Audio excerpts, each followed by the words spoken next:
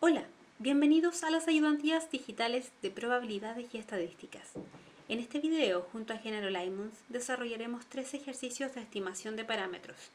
Uno utilizando el método de los momentos, otro con máxima verosimilitud y finalmente compararemos distintos estimadores para un mismo parámetro. Sean x1 hasta xn una muestra de datos independientes e idénticamente distribuidos, esto es I y D, que distribuyen log normal con parámetros lambda y chi, donde lambda es un parámetro conocido, ¿sí? Eso es importante. Entonces lo que nosotros tenemos que hacer acá es encontrar un estimador de momentos para chi. Bueno, como nosotros sabemos que desde x1 hasta xn distribuyen I y D, log normal de parámetros lambda y chi, entonces la media de cada uno de estas variables aleatorias, según el formulario, va a estar dada por la exponencial de lambda más 1/2 de chi cuadrado, ¿sí? Entonces, para estimar el valor de chi, nosotros lo que podemos hacer es estimar el valor de mu. Entonces, esta es la media real de estas variables aleatorias. Pero si nosotros no conocemos la media, nosotros lo que podemos hacer es estimar esta media a partir de la media muestral, ¿sí? Que esto es lo mismo que estimar el primer momento. La esperanza de nuestras variables aleatorias x y va a ser aproximadamente 1 partido en n por la suma desde 1 hasta n de x y. ¿Sí? Y a esto lo vamos a llamar mu barra. Por lo tanto, para estimar el valor de chi cuadrado, nosotros lo que podemos decir es decir, bueno, mu barra va a ser aproximadamente la media real de estas variables aleatorias.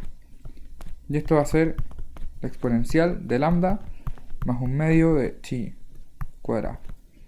Y si es que nosotros despejamos chi cuadrado al igualarlo con respecto a mu barra, nos va a dar que un estimador para chi va a ser tomar la raíz de 2 veces el logaritmo de mu barra menos lambda.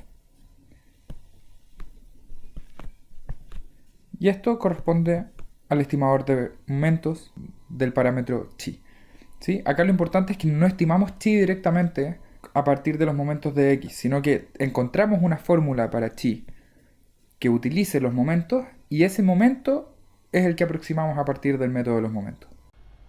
En esta pregunta tenemos las mismas variables aleatorias del ejercicio anterior, es decir, son de x1 hasta xn y d, donde todos distribuyen log normal, con lambda un parámetro conocido, ¿sí? Y lo que vamos a hacer ahora es encontrar el estimador de máxima verosimilitud para nuestro parámetro chi. Entonces, para este ejercicio lo primero que hacemos es definir la función de verosimilitud. La función de verosimilitud, en este caso como lambda es conocido, va a ser una función solamente de chi, y esto va a corresponder a multiplicar todas las densidades de probabilidad en los puntos x y. Dado que nosotros sabemos que estas variables distribuyen log normal, vamos a reemplazar acá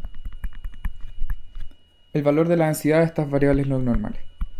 Es decir, 1 partido en raíz de 2pi, 1 partido en chi por xy, por la exponencial de menos 1/2, el logaritmo de xy menos lambda, partido en chi al cuadrado.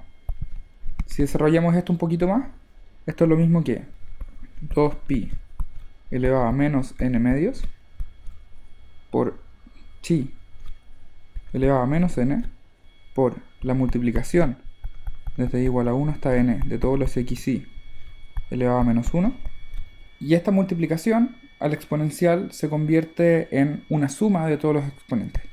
Es decir, esto es lo mismo que tomar la exponencial de menos 1 partido en 2 chi cuadrado por la suma desde el 1 hasta el n del logaritmo de xy menos lambda al cuadrado. Ahora, como nosotros queremos maximizar esta función de verosimilitud, lo que resulta más fácil es maximizar el logaritmo, ¿sí? Porque acá vemos que tenemos muchas variables multiplicándose. Entonces, en vez de maximizar L, lo que vamos a hacer es maximizar el logaritmo de la función de verosimilitud, que esto corresponde simplemente a menos n medios por el logaritmo de 2pi menos n por el logaritmo de chi menos la suma desde el 1 hasta el n del logaritmo de xy. Y por último nos queda tomar logaritmo al término exponencial, es decir, menos 1 partido en 2 chi cuadrado por la suma desde el 1 hasta el n del logaritmo de xy menos lambda al cuadrado. Entonces esta es la función que nosotros queremos maximizar. Para maximizarla, como es una función de una sola variable, lo único que vamos a hacer es derivar e igualar a 0. Entonces vamos a derivar esta función con respecto a su variable. Y al derivar con respecto a chi, si ven, este término se elimina, este término también se elimina, nos va a quedar solamente estos dos. Es decir, menos n partido en chi más 1 partido en chi al cubo por la suma desde el 1 hasta n del logaritmo de xy menos lambda al cuadrado. Entonces las condiciones de primer orden, que es que la derivada sea igual a 0. Si nosotros despejamos esta función, si es que nosotros despejamos el valor del parámetro chi, vamos a obtener que el estimador de máxima verosimilitud para chi va a estar dado por la raíz de la suma desde el 1 hasta el n del logaritmo de xy menos lambda al cuadrado partido en n. Todo esto bajo raíz. Y ese va a ser el estimador de máxima verosimilitud. Ahora, esto es solamente un punto crítico. Lo que nosotros necesitamos verificar es que este estimador maximiza la función y no la minimiza.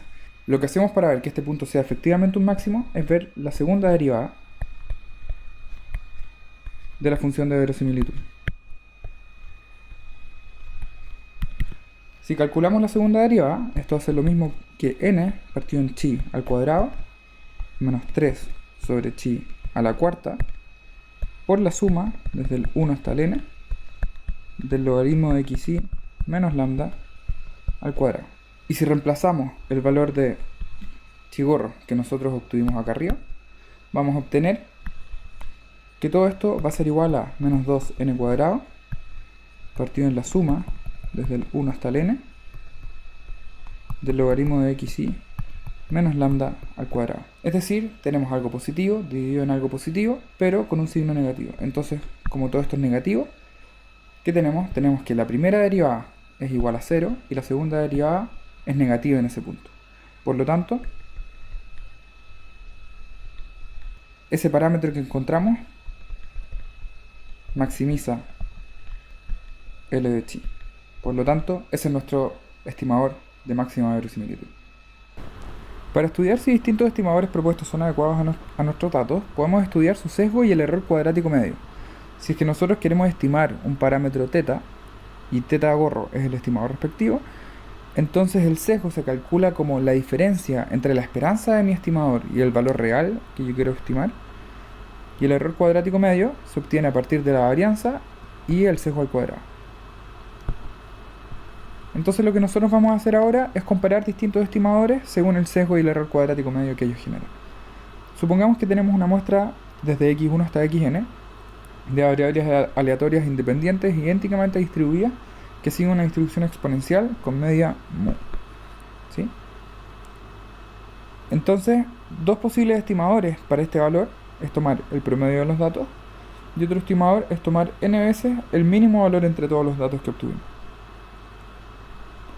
Entonces lo que vamos a hacer es determinar el error cuadrático medio de cada estimador y vamos a ver cuál es mejor que el otro. ¿Sí? Lo primero que tenemos que notar es que estas variables xy distribuyen exponencial, pero no conocemos el parámetro. Supongamos que tiene un parámetro mu. Entonces la esperanza de estas variables aleatorias xy sabemos que es 1 partido en el parámetro. Pero por enunciado, la media de estas variables aleatorias es mu. Entonces acá tenemos que mu corresponde a el inverso del parámetro. Si es que nosotros queremos sacar la varianza de estas variables aleatorias, entonces por formulario esto es lo mismo que 1 partido en nu cuadrado. Pero como mu es 1 partido en nu, entonces esto va a ser mu cuadrado. ¿Sí? Esto lo vamos a usar más adelante y es importante que sepan inferir las distintas propiedades de estas variables aleatorias a partir de lo que les dice el enunciado. Entonces lo primero que vamos a hacer es obtener el error cuadrático medio de mu1. Para obtener el error cuadrático medio necesitamos tanto calcular la esperanza como la varianza de este estimador. Partamos con la esperanza. La esperanza de este estimador corresponde a tomar la esperanza de una sumatoria, ¿sí? Esto es lo mismo que la esperanza de 1 partido en n por la suma desde el 1 hasta n de los xy. Como la esperanza es lineal, puedo entrar simplemente a la sumatoria. Esto nos queda la suma desde 1 hasta n de la esperanza de los xy. Y como la esperanza de estos corresponde a mu, entonces la esperanza del primer estimador va a ser mu. ¿Qué significa? Como la esperanza del primer estimador es igual a mu, entonces su sesgo es igual a 0. Veamos ahora la varianza de este estimador. Para calcular la varianza del estimador, lo que tenemos que hacer es tomar la varianza de una sumatoria de muchas variables aleatorias. Las constantes salen al cuadrado. Y acá podemos entrar la varianza simplemente a la sumatoria porque estas variables aleatorias son independientes, ¿sí? Por independencia, esto es lo mismo que la suma desde 1 hasta n de la varianza de las variables aleatorias xy. Si es que no fueran independientes, acá tendríamos que sumar un término que tiene que ver con la covarianza entre estas variables aleatorias. Pero en este caso no es necesario. Y la varianza, por como lo habíamos calculado, era lo mismo que mu cuadrado. Entonces la varianza de este estimador va a ser lo mismo que mu cuadrado partido en n. ¿Sí? Entonces podemos obtener el error cuadrático medio del estimador como la varianza del estimador más el sesgo del estimador al cuadrado. Y como el sesgo es igual a 0, entonces tenemos que el error cuadrático medio corresponde a mu cuadrado partido en n. Veamos ahora nuestro segundo estimador. Nuestro segundo estimador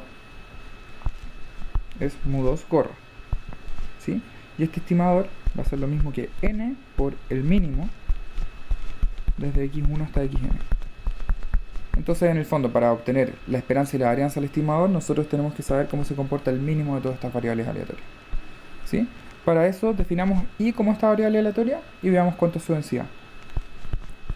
Su densidad, como es el mínimo de muchas variables aleatorias independientes con la misma distribución, por formulario, corresponde a n por 1 menos la acumulada de estas variables aleatorias x hasta un i a la n menos 1 por la densidad de estas variables aleatorias. ¿Sí? Si se acuerdan, como los x distribuyen exponencial de parámetro nu, donde el nu es 1 partido en mu, entonces nosotros podemos obtener su densidad y su función de probabilidad acumulada simplemente a partir del formulario. Su densidad va a estar dada por el parámetro, o sea 1 partido en mu, por e elevado a menos x por el parámetro. Y la función de densidad de probabilidad acumulada va a estar dada por 1 menos e elevado a menos x por el parámetro. Entonces podemos simplemente reemplazar esos valores acá. Acá vamos a obtener que esto es n por 1 menos la densidad, simplemente nos queda el término exponencial, que en este caso va a ser e elevado a menos i por 1 partido en mu elevado a n menos 1. Y acá nos queda 1 partido en mu por e elevado a menos i por 1 partido en mu. Si se fijan, las constantes nos queda n sobre mu. Y los términos exponenciales, tengo el e elevado a menos i por 1 partido en mu n menos 1 veces, y acá lo tengo una vez más. Es decir, esto es lo mismo que e elevado a menos i por n partido en mu. ¿Y por qué lo escribo de esta forma? Porque tengo una constante por e elevado a menos i por otra constante. ¿Qué significa esto? Esto significa que i sigue una distribución exponencial también, donde el parámetro es n sobre mu. Entonces, a partir de esto, nosotros podemos obtener muy fácil cuánto es la esperanza de i. La esperanza es 1 partido en el parámetro, o sea, mu partido en n, y podemos obtener su varianza también, simplemente a partir del formulario, que en este caso va a ser mu cuadrado sobre n cuadrado. Entonces, dado que tenemos su esperanza y su varianza, podemos obtener la esperanza y la varianza del estimador de manera muy rápida, ¿sí? La esperanza de nuestro segundo estimador va a ser simplemente n veces la esperanza de i, que en este caso corresponde a mu. Y como la esperanza de nuestro segundo estimador es igual a mu, entonces su sesgo va a ser igual a 0. Si nosotros queremos calcular la varianza de nuestro segundo estimador, como la constante sale al cuadrado, esto va a ser lo mismo que n cuadrado por la varianza de i. Y la varianza va a estar dada por mu cuadrado sobre n cuadrado. O sea, esto va a ser lo mismo que mu cuadrado. Por lo tanto, con esto obtuvimos que el error cuadrático medio de nuestro segundo estimador es la varianza del estimador más el sesgo del estimador al cuadrado. Y como el sesgo vale 0, el error cuadrático medio es igual a mu cuadrado. Y si nosotros nos acordamos del primer estimador, el error cuadrático medio era lo mismo que mu cuadrado partido en n. Por lo tanto, dado que los dos tienen un sesgo igual a 0 y que el error cuadrático medio del primer estimador es